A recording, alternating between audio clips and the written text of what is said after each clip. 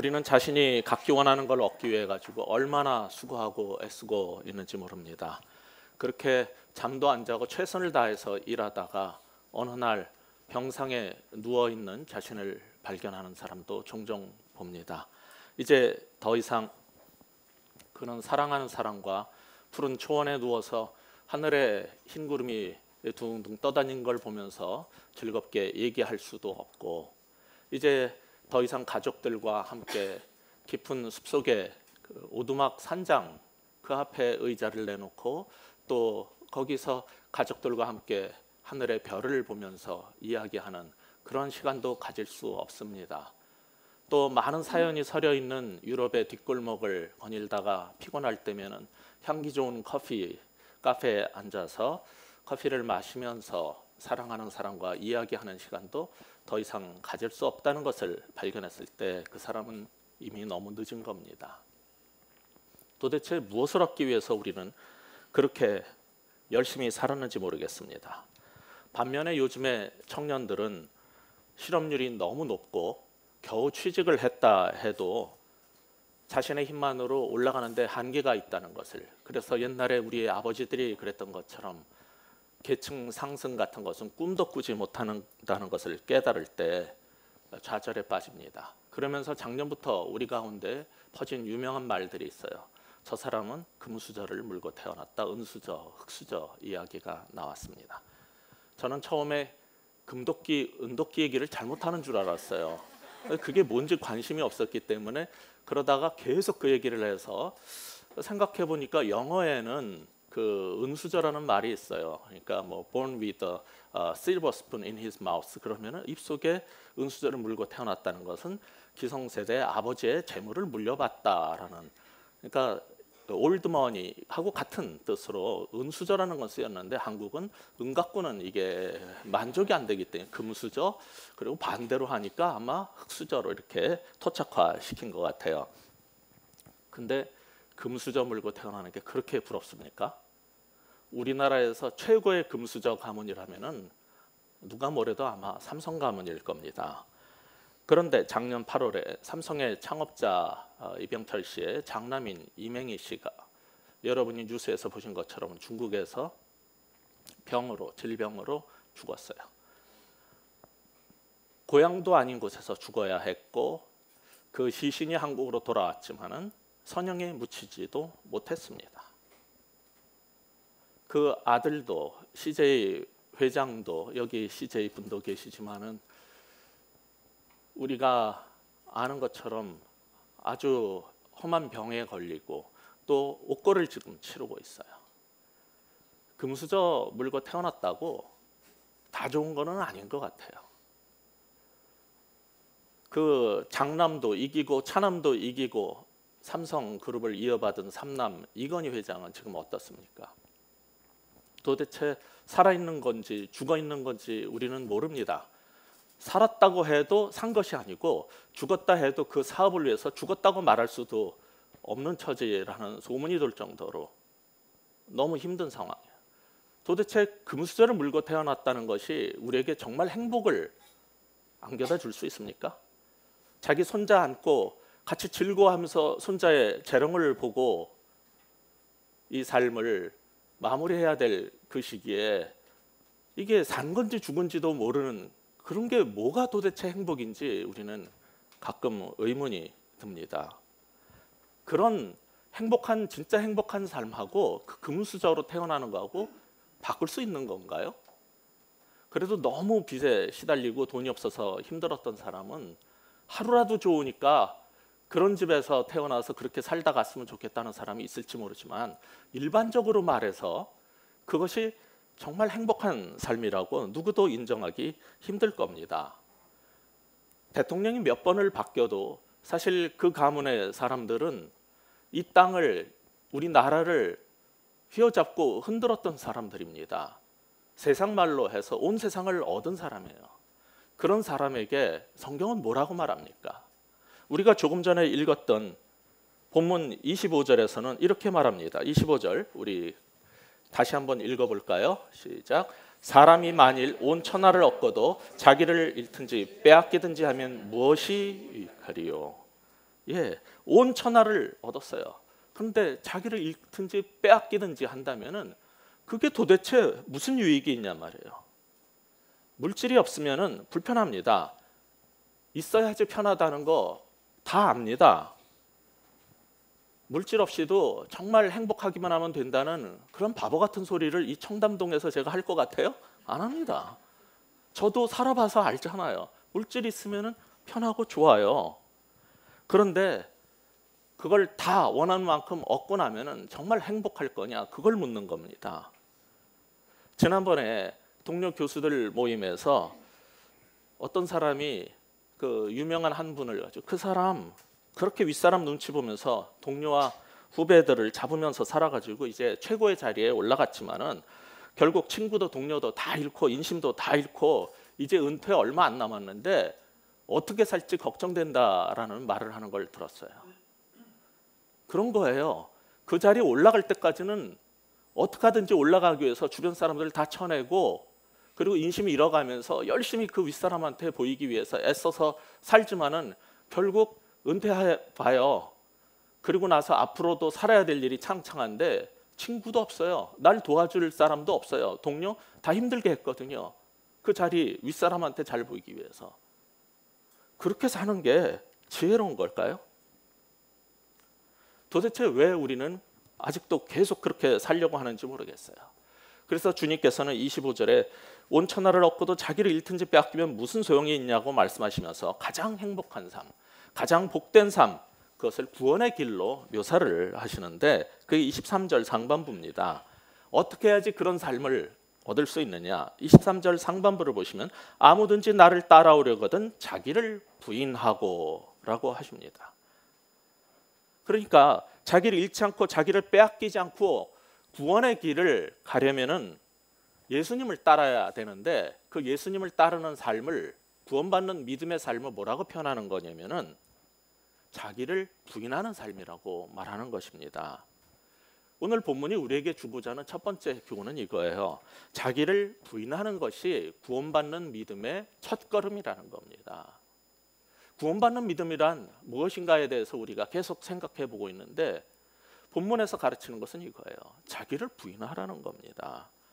우리가 예수님 믿기 전에는 세상이 내 방식대로 움직여야만 했습니다. 심지어 하나님도 내가 생각하고 내가 말하는 방식으로 움직이셔야지 그렇지 않으면은 그건 하나님이 아니라고 우리는 생각해 왔어요. 다른 사람하고의 관계도 그렇고 하나님과의 관계도 그렇고 전부 내 방식대로 돼야 되는 겁니다. 그게 우리의 자아예요. 그것은 철저하게 나 중심적이고 철저하게 내 죄성에 기인한 것입니다. 그런데 그걸 깨는 것이 회개예요.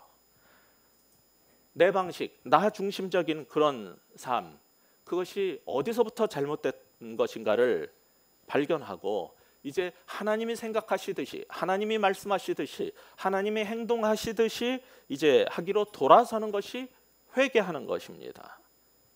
그래서 분명한 회개가 없는 구원이란 없다라고 말씀드렸어요. 이 시리즈를 하는 그 첫째 주에서 했던 얘기입니다. 여러분이 분명히 자신의 죄 문제를 회개하고 죄 사함을 받고 깨끗함을 받아야지 성령께서 들어오실 수 있는 거예요. 왜냐하면 그 영은 거룩한 영, 성령이기 때문에 거룩한 영이라서 죄로 더러운 우리 몸속에 들어올 수 없어요. 그러니까 진심으로 회개하고 죄 사함을 받은 사람 가운데 들어오실 수 있어요. 그래서 회개 없는 구원이란 없는 거예요. 도대체 열심히 믿었다고 그러는데 진정으로 회개한 적이 없다면 어떻게 성령이 우리 가운데 충만하고 임하기를 기대할 수 있겠습니까? 그건 근본적으로 말이 안 되는 얘기이기 때문에 참된 회개가 없는 믿음은 구원에 이르는 믿음이 아니라는 것을 첫째 주에 강조를 했었어요. 이제 여기서 말하는 것은 참된 회개라는 것을 또 다른 측면에서 설명하는 겁니다. 그게 뭐냐면은 내 중심이고 내 방식대로 세상을 보고 생각하고 행동하려고 하는 그 모든 것들 속에서 아직도 자아가 살아서 펄떡거리는 이 인생이 과연 구원받은 인생이냐라는 측면에서 주님 앞에 물어본다면 주님은 아니라는 거죠. 너의 자아가 살아서 그렇게 아직도 펄떡거리고 숨쉬고 있다면은, 아직 그 자아가 부인되지 않았다면은 너는 구원받은 사람이 아니라는 거예요. 예수님을 따라가려면 어떻게 하라고요? 자기를 부인하고 따르라고 그랬어요. 그것은 분명한 성경의 가르침입니다. 그런데 우리가 살면서 보는 주변에 예수 믿는다는 사람 중에는 분명하게 자기의 신앙을 고백하고 그리스도인이라고 말하는 것을 부끄러워하고, 심지어 자기의 사업과 장래에 어려움을 겪을까 봐 예수 믿는다는 것조차 밝히기를 두려워하는 사람들이 많이 있음을 우리는 보고 있습니다. 그들에게 본문은 도전하는 겁니다. 우리 26절 같이 한번 읽어보겠습니다. 26절, 누구든지 나와 내 말을 부끄러워하면 인자도 자기와 아버지와 거룩한 천사들의 영광으로 올 때 그 사람을 부끄러워하리라. 예, 성경은 분명히 그런 사람들한테 말하고 있어요. 이 세상 살면서 네가 하나님의 아들이라는 것을, 딸이라는 것을 밝히기가 부끄럽냐? 그거 커밍아웃하는 게 그렇게 힘드냐? 두렵냐? 아니, 지금 동성애자들도 커밍아웃 하는데 하나님을 믿는다는 걸 말하는 게 그렇게 두렵냐? 그게 그렇게 부끄럽냐? 마지막 날 심판하는 날에 나도 너 부끄러워할 거다. 너 같은 게 내 백성이라고 천만에라는 말씀을 하고 계시는 거예요. 1000만, 1200만의 기독교인이 있다는 이 나라에서 참된 그리스도인 보기가 참 힘들어요. 그리고 많은 사람들이 교회 다닌다는 것, 기독교인이라는 걸 말하기를 부끄러워해요. 무엇 때문에 그럴까요? 그들은 자아가 부인되지 않은 사람들이에요. 세상이 어떻게 나를 대접할 것인지를 알기 때문에 사탄이 이 세상을 바벨론 왕국으로 만들고 음녀가 우리를 어떻게 통치할 건지를 알고 어떻게 해야지 그걸 얻어낼 수 있는지를 알기 때문에 그 말 하기를 두려워하는 겁니다. 그런 사람을 하나님이 기뻐하시고 마지막 날에 즐거워 받으실 것 같아요? 성경은 분명히 말해요. 아니라고 말합니다. 나도 너를 부끄러워할 것이라고 분명히 말합니다. 이게 문제인 거예요. 아직도 자아가 나를 지배하고 나를 통치하고 그러면서 교회를 다니는 사람들은 자신이 신앙인이라는 걸 밝히긴커녕 밥 먹을 때 하나님 앞에서 감사기도하는 것조차도 두려울 거예요. 옆에 그렇게 비웃는 성당 다니는 친구들은 공개적으로 성호를 긋는데 나는 잠시 기도하는 게 그 자체가 그렇게 부끄러워요. 도대체 하나님이 그런 사람들을 보면서 무슨 생각을 하실지 여러분은 생각해 보셨습니까? 영혼의 구원뿐만 아니라 사실은 이 땅에서 삶에서도 구원을 받으려면은 자기를 부인해야 하는 겁니다. 기업을 할 때 예수쟁이로 찍히면 사업에 불이익을 받는다고 생각하는 사람들이 많이 있는데 그게 다 죄성에 사로잡힌 내 자아의 목소리들이에요. 이 자리도 앉아 계시지만은 CJ 올리브영 허민호 대표 여기에 앉아 계시지만은 지난번에 얘기하다가 보니까 이제 제가 예수 믿는다는 걸 하도 얘기해가지고 다 알아갔고요. 이제 뭐 골프 예약하는데 아이고 허 대표님은 주일날 교회 가셔야죠 이런데요. 그래서 아주 편해졌대요. 오히려 여러분은 예수 믿는다는 걸 밝히면 훨씬 일하기가 힘들어질 거라고 생각하지만은 오히려 어떤 면으로 편해지는 게 있어요. 저도 대학원 졸업하고 제가 이제 일반 대학원에서 공부를 했기 때문에 졸업을 하고 그때 이제 제가 했던 게 컴퓨터 통신, 우리나라에서 이제 처음 시작한 일이었어요. LG 그룹에서 기획조정실에서 그 프로젝트를 시작하고 있고 또 새로 생긴 연구소에서 그 일을 필요로 한다고 그래가지고 최종적으로 2군데를 고민을 하고 있었어요. 어디를 가야 하나. 요즘 청년들한테 굉장히 미안한데 70년대 말이나 80년대 초에는요. 그래도 조금 상황이 좋아서 그랬을 거예요. 양쪽을 어딜 가야 되나 이제 그 그룹 기조실에도 가보고 또 연구소 얘기 거기도 이렇게 들어보고 계속 고민을 하다가 편지를 썼어요. 마음이 이제 연구소 쪽으로 새로 생긴 연구소인데 그쪽으로 기울어서 거기 소장님한테 편지를 썼어요. 저는 그리스도인입니다. 제가 예수 믿은 지 딱 2년 됐을 때예요. 저는 그리스도인입니다.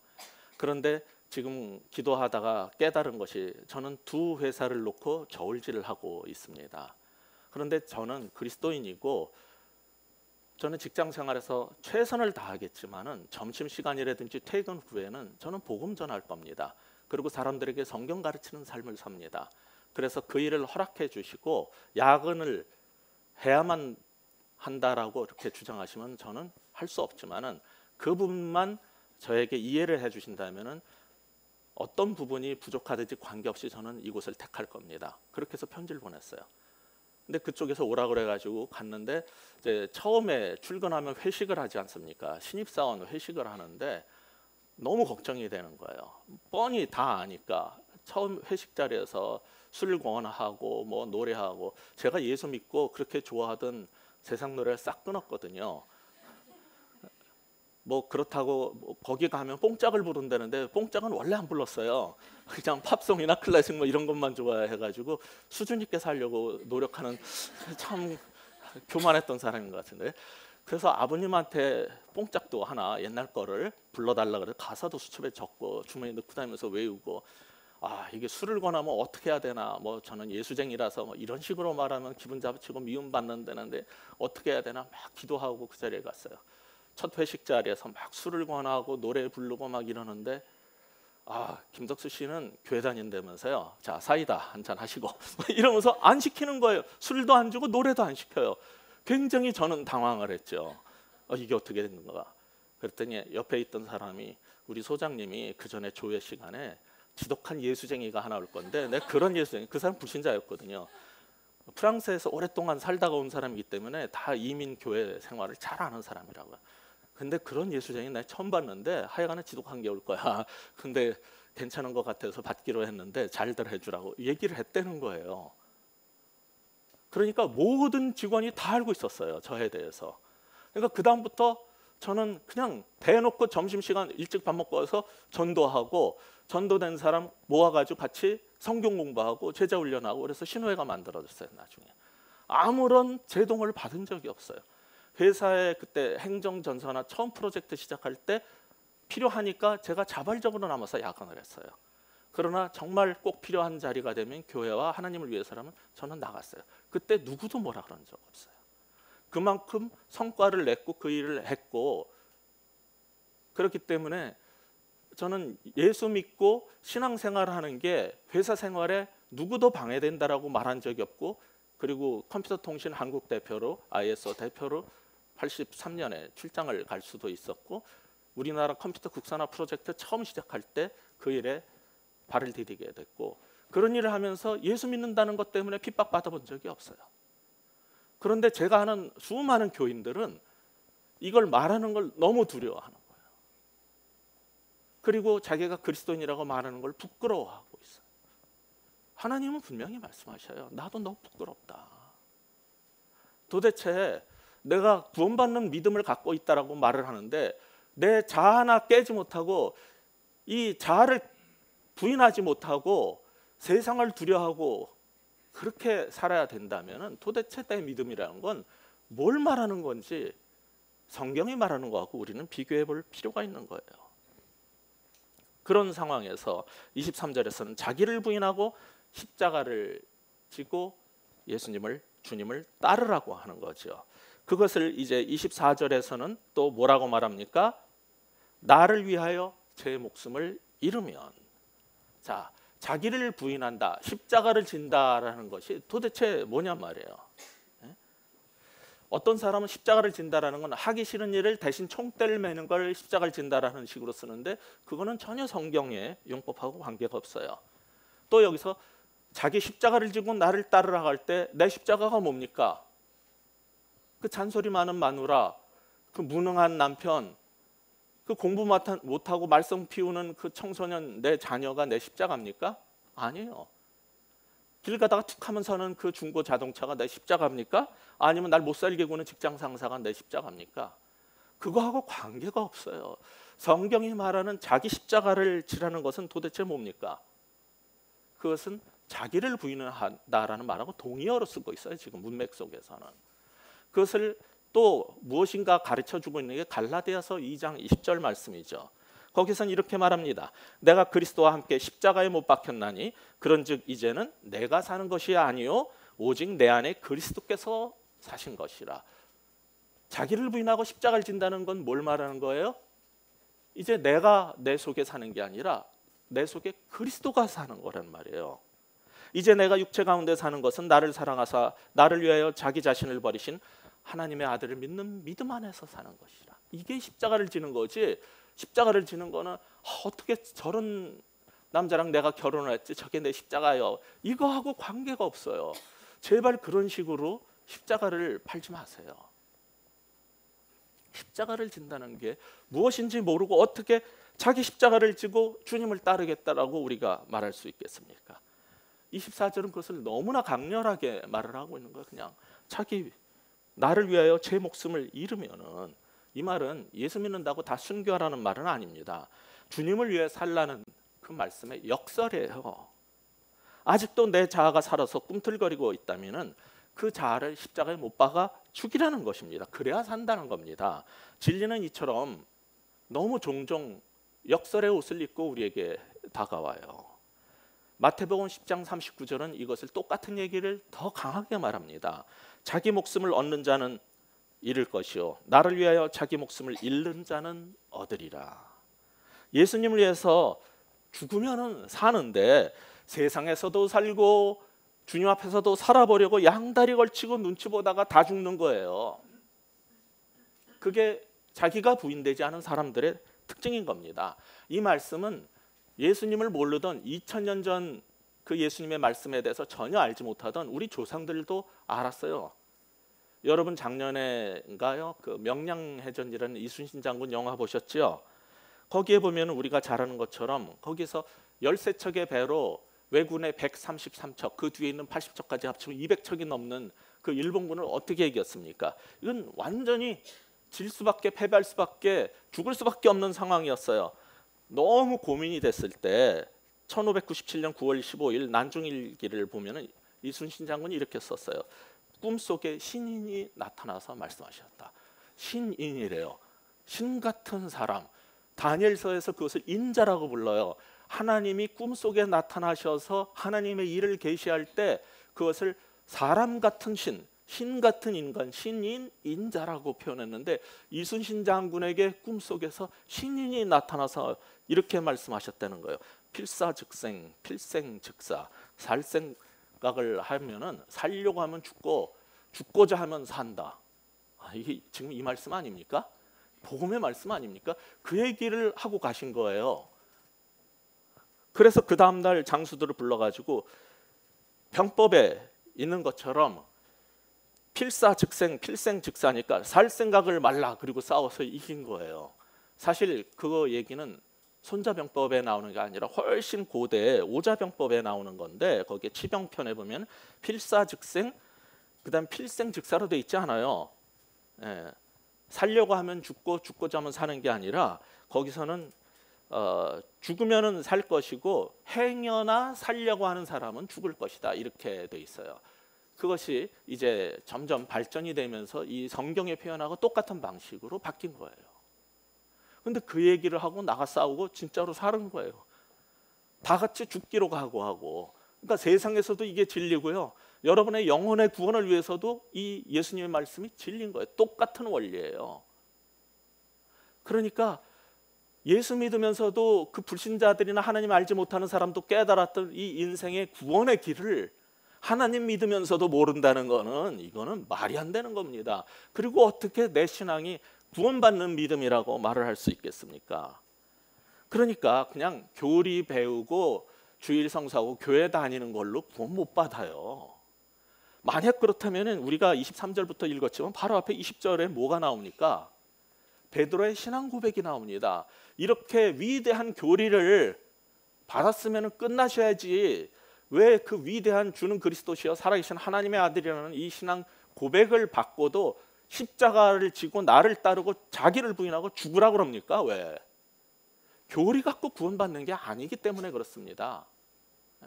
너무나 많은 사람들이 여전히 성경을 공부하고 교리를 알면은 자기가 구원을 받는다라고 생각하는데 성경은 그렇게 말하지 않아요. 자기를 부인하고 제 십자가를 지고 나를 쫓을지니라.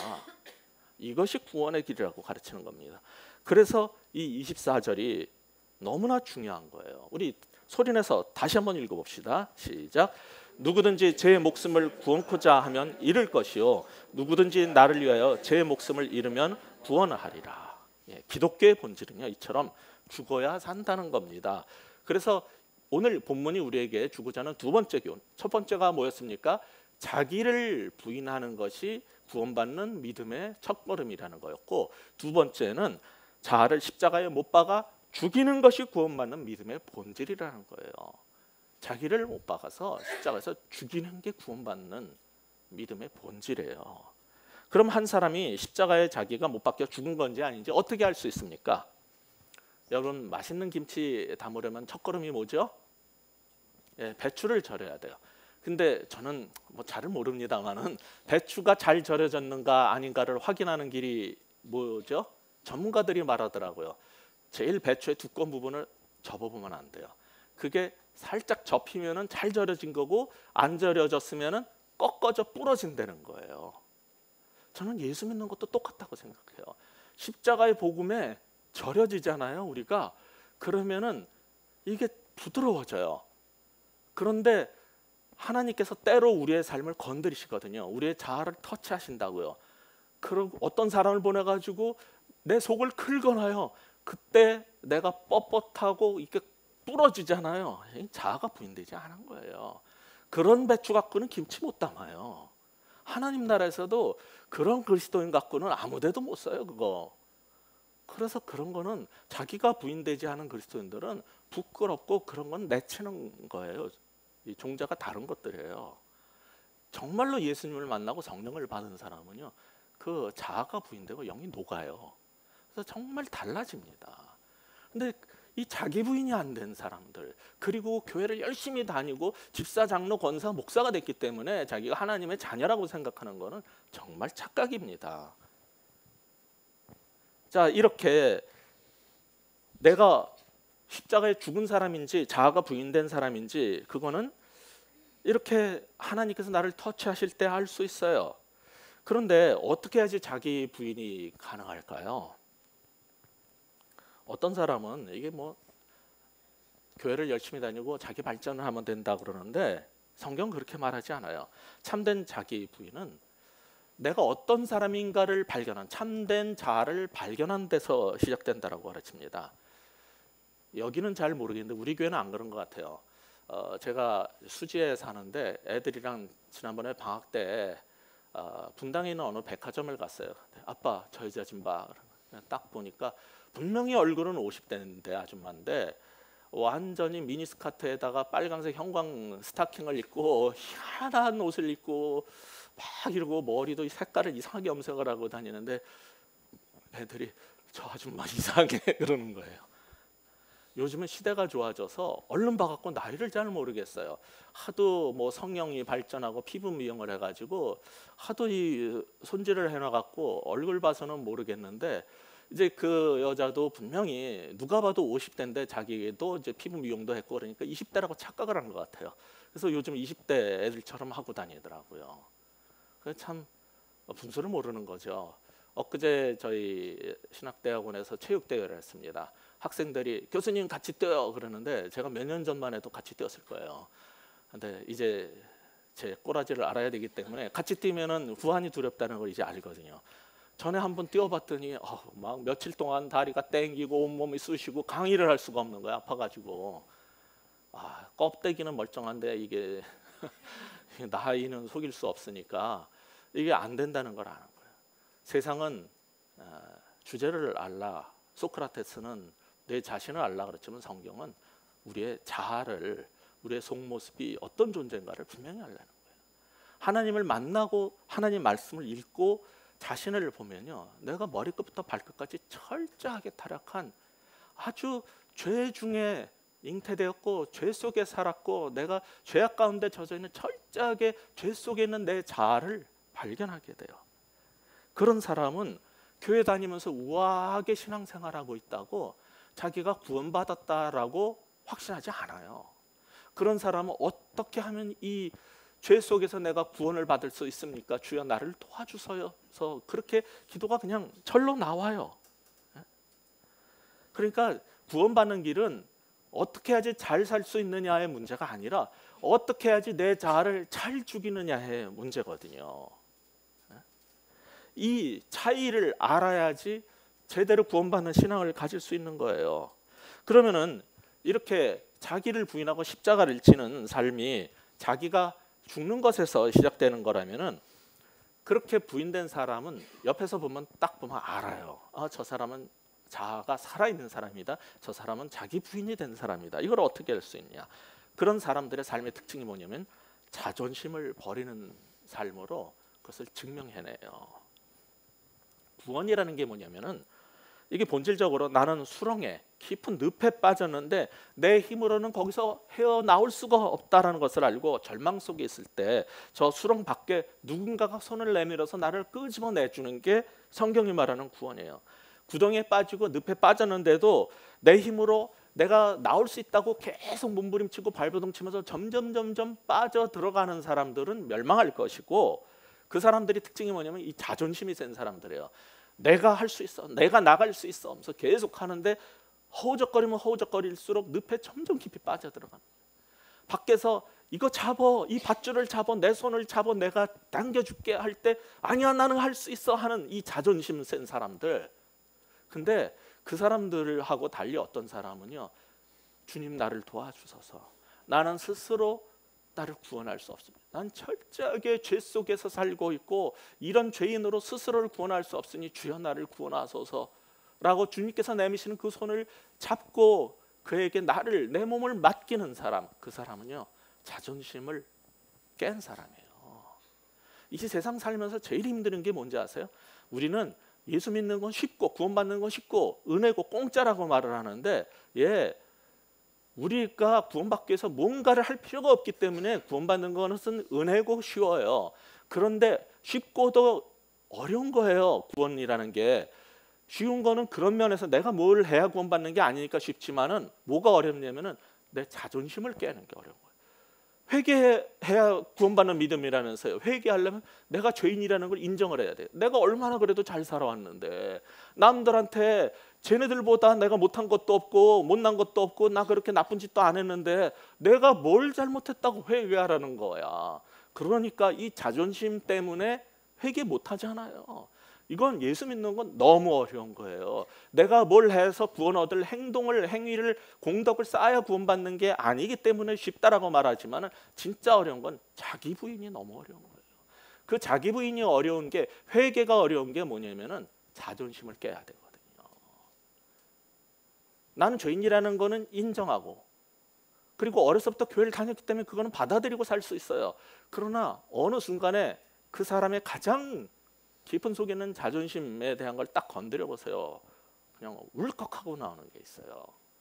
그리고 하나님을 믿는, 구원받는 믿음이라는 게 철저하게 자기를 부인하는 것이다. 그러면은 그게 화가 나요. 그럼 난 뭐 해란 말이야? 나는 어떻게 살란 말이야? 여태까지 내 뚝심으로, 내 힘으로, 내 심지로 살아왔는데 그것마저 깨면 나는 아무것도 없잖아. 이게 어려운 거예요. 예수 믿는 게. 그게 다 내 자아가 깨지지 않아서 그런 거예요. 근데 어떤 사람은 정말 주여 나는 주님 앞에 개입니다. 나는 죽은 자입니다. 나는 죄인입니다. 주여 나를 떠나소서, 주여 나를 도와주소서 하는 거냐? 자존심을 그냥 동댕이 친 거예요. 그런 사람은 구원받는 믿음의 길로 들어선 사람이에요. 그래서 예수 믿는 거는 이건 좁고도 어려운 길이라는 거죠. 왜냐하면 그렇게까지 믿음을 고백하는 사람은 드물거든요. 이스라엘에도 드물었고요. 지금 우리 예수교 안에도, 기독교 안에도 이건 참으로 드문 일이에요. 반대로 회개하고 믿었다고 그러는데 어떤 사람을 보면 계속 해가지고 계속 이렇게 신앙생활을, 자기를 부인하는 삶을 살지를 않아요. 이렇게 하다 보면 속에서 이게 확 올라오거든요. 이게 옛날에 내가 회개한 줄 알았는데 참 신기한 게 있어요. 목사인 저도 그래요. 저희가 신앙생활하면서 제일 힘들었던 게 뭐냐면은, 나는 다 십자가 앞에 무릎 꿇고 다 해결되는 줄 알았는데 어떤 문제가 생기잖아요. 그러면은 은근히 내 욕심이 올라와요. 죽은 줄 알았던 내 자아가 꿈틀꿈틀하면서 고개를 들고 스물스물 올라오는데 깜짝깜짝 놀라요. 내 속에 아직도 그런 게 있었나? 내 속에 그런 아직도 욕망이 꺼지지 않은 불꽃으로 아직도 살아 있었나? 아직도 그 탐욕이 있었나? 아직도 내 자존심에 금가게 하면 그게 화가 나는 게 아직도 내 속에 살아 있었나라는 거를 발견할 때가 있어요. 그럴 때마다 성경은 뭐라 그럽니까? 여기 우리가 읽었던 그 부분을 23절을 우리가 다시 한번 읽으시면서 주의해 보셔야 될 게 있어요. 같이 23절 읽어보겠습니다. 또 무리에게 이르시되 아무든지 나를 따라오거든 자기를 부인하고 그 다음에 날마다 제 십자가를 지고 나를 따를 것이. 자기 부인, 십자가에서 죽으라. 세 번째, 이 일은 날마다 해야 할 일이에요. 날마다 자기를 부인하고 날마다 죽여야 되는데 이게 너무 싫은 거예요. 이게 너무 힘든 거예요. 다시 내 속에서 내 자아가 꿈틀거리면서 올라올 때 우리는 가끔 그 죄성의 자아에 지기도 합니다. 그리고 세상을 따라가요. 그것에 대해서 우리 아침 예배 시간에 봤던 베드로후서 2장에 보시면은 뭐라고 되어 있습니까? 2장 20절을 보시면 만일 그들이 우리 주 되신 구주 예수 그리스도를 알므로 세상의 더러움을 피한 후에 다시 그 중에 얽매이고 지면, 그걸 22절에서 뭐라 그랬냐면 개가 토했던 것에 돌아가고 돼지가 씻었던 그 더러운 구덩이로 다시 돌아가는 걸로 묘사를 하고 있어요. 그런데 세상의 더러움을 피한 후에 다시 그 중에 얽매이고 지면 그 나중 형편이 처음보다 더 심하리라. 예수 믿어도요. 여기서 분명히 얘기해요. 만일 그들이 우리 주 되신 구주 예수 그리스도를 알므로 세상의 더러움을 피한 후에 그 후에도 이런 일이 또 생길 수 있다는 거예요. 그런데 그렇게 세상으로 돌아가는 사람은 그 형편이 나중에 훨씬 심각해진다는 거예요. 그래서 예수님이 뭐라 그러시냐면 날마다 자기 십자가를 지고 나를 쫓을지니라. 날마다 매일 자기를 부인하라. 매일 자기 십자가를 지고 매일 죽으라는 거예요. 그리고 매일 나를 따라오라는 거예요. 신앙생활은 한 번의 결단으로 시작되지만은 신앙생활이라는 것은 지속적으로 계속되는 헌신의 삶인 겁니다. 처음에 여러분이 예수님 믿고 세례 받을 때 그때 회개하고 믿었다고 끝나는 게 아닙니다. 신앙생활은 지속적으로 자기를 부인하고 날마다 자기 십자가를 지고 날마다 예수님을 따라가는 게 구원받는 믿음의 삶이지, 한 번 내가 결심의 기도를 했기 때문에 나는 이제 구원받았다, 네, 법적으로는 의롭다 칭함을 받았지만 진짜로 그 사람이 회개하고 성령을 받았다면 매일의 삶 속에서 자기를 부인할 거예요. 매일의 삶 속에서 십자가를 질 거예요. 매일 예수 그리스도를 따라갈 거예요. 그게 성경이 말하는 의롭다는 믿음을 가진 사람이지, 믿음을 가졌다는 게 도대체 뭘 말하는 겁니까? 그런 성경의 여러 부분하고 함께 이해가 돼야지, 어떻게 그거를 그냥 내가 지적으로 동의를 했기 때문에 사형리 가르쳐 줬어요. 그래서 이해가 가십니까? 구원받았습니다. 날 따라 기도하세요. 당신은 구원의 확신을 가져야 됩니다. 이런 사기를 쳐놓으니까 자기 부인도 안 됐지, 회개한 적도 없지, 날마다 십자가를 지는 것도 없지, 그런 싸구려 종교인들을 양산을 해놓은 거예요. 지금 혹시 이 가운데 난 그런 식으로 신앙생활 했는데, 그렇다면요, 이 하나님의 말씀, 이 복음을 들은 것을 은혜로 하셔야 돼요. 그리고 구원받는 믿음의 길로 이제라도 들어서셔야 돼요. 날마다 자기를 부인하셔야 돼요. 날마다 내 십자가를 지셔야 돼요. 날마다 주님을 따라가야 돼요. 그거 없이 구원받는다, 그런 거 없습니다. 구원받는 신앙생활은 이건 지속적 헌신의 삶이에요. 그래서 우리가 처음에 예수 믿었다고 하지만은 우리 속에 이 교만이, 이 죄성이 얼마나 뿌리박히 깊이 들어있는지를 알기 때문에 주님은 계속 우리를 다루십니다. 시편 107편에 보면은 그래서 하나님의 사람에게 이렇게 말합니다. 그러므로 수고로 저희 마음을 낮추셨다. 다시 죄가 스물스물 기어올라고 자아가 살아 움직이고 죄된 속성이 나를 다시 지배하려고 들 때, 그래서 범죄할 때 하나님은 저희 마음을 낮추셨다 그럽니다. 그래서 많은 징계를 받기도 하고 고생을 하기도 하고 하나님 말씀을 다시 듣기도 하고 그리고 돌아서는 거예요. 이렇게 시작된, 하나님께서 우리의 마음을 낮추시는 방식으로 시작되는 우리의 신앙생활은요, 주님의 제자훈련학교 졸업식에 가면 송사를 이렇게 하게 될 거예요. 시편 66편 12절에 보면 이런 말씀이 있습니다. 사람들로 우리 머리 위로 타고 가게 하셨나이다. 우리가 불과 물을 통행하였더니 주께서 우리를 끌어내사 풍부한 곳에 들이셨나이다. 주님의 제자훈련학교 졸업식의 송사가 이걸 거예요. 주님, 어쩌면 그렇게 많은 사람을 내 머리를 밟고 지나가게 만드십니까? 어쩌면 나를 그 수욕의 자리에 몰아넣습니까? 어떻게 나를, 이 잘난 나를 그 수치스럽게, 그 별것도 아닌 사람이 나를 무시하고 네가 믿는 하나님은 어디 계시냐 하는 소리를 듣게 하고 내 자존심을 박박 긁는 그런 짓을 하게 하고 왜 나를 모함하고 모욕하게 하는 그런 일을 다 겪게 하십니까? 근데 어느 날 깨닫게 될 거야. 불과 불을 다 통과했더니 주께서 풍성한 삶으로 하나님의 영광스러운 나라로 나를 이제 들이셨군요. 그게 우리를 이끌어 가시는 주님의 방식이에요. 그게 구원받은 하나님 백성들의 삶의 길이에요. 그렇게 끝까지 붙잡고 있었던 이 자존심 센 내 자아가 어느 날 완전히 박살나는 경험을 하는 거예요. 꽤 괜찮은 줄 알았던 내 인격마저도 얼마나 형편없고 내가 그렇게 경건한 척하고 겸손한 척했던 게 얼마나 거짓된 자아인지 발견하는 그 순간이 은혜의 순간이에요.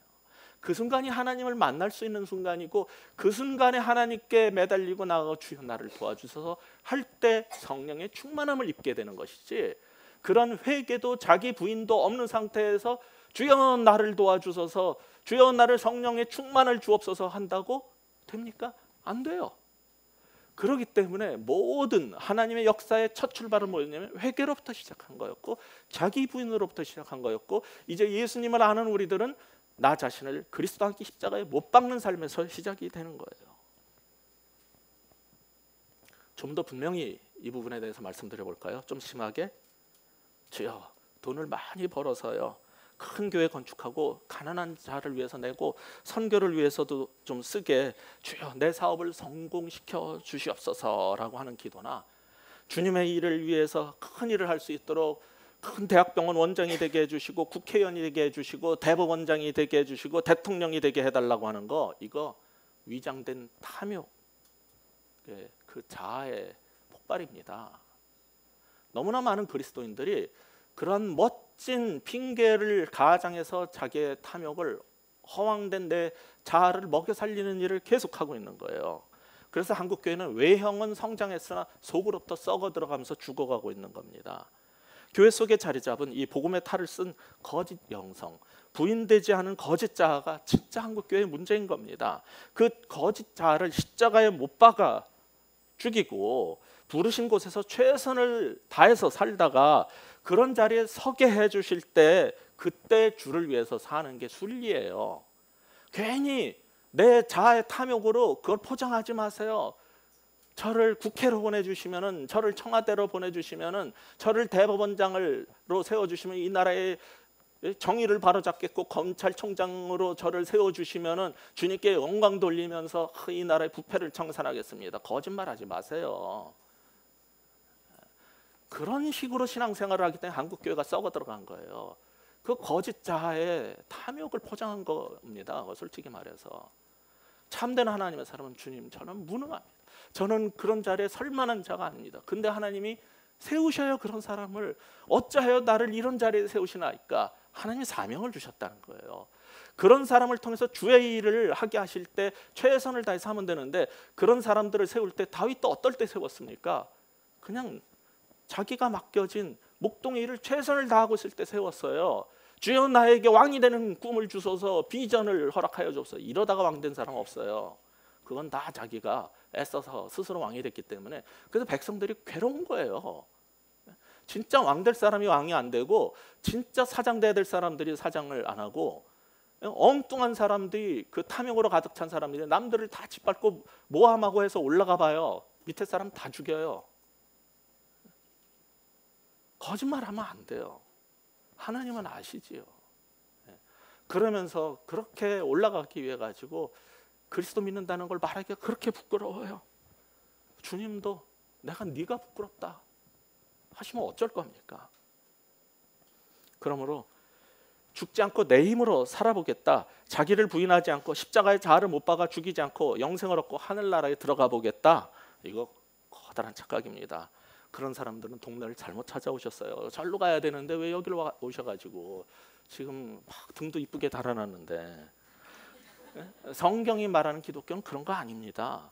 분명한 것은 확실하게 자기 부인이 된 사람은 다음과 같은 고백을 하게 된다는 겁니다. 저는 스스로 제 자신을 구원할 능력이 없고 저는 경건으로 가장한 거짓 자에 사로잡힌 자이오니 주여 오늘도 저를 십자가에 못 박아 죽게 하여 주옵소서. 이게 예수 믿는 복음적 삶의 원리고 십자가의 삶의 원리이기 때문에 오늘 본문에서 또 우리에게 이르시되 아무든지 나를 따라오려거든 자기를 부인하고 날마다 제 십자가를 지고 나를 좇을 것이니라고 말씀하신 겁니다. 여러분은 십자가에 못 박히고 자기와 세상에 대해서 죽었습니까? 아니면은 아직도 내 자신을 위해 내 자아에 밥 먹여 주면서 살고 계십니까? 이 시간 주님 앞에 물어보셔야 할 겁니다. 기도하시겠습니다.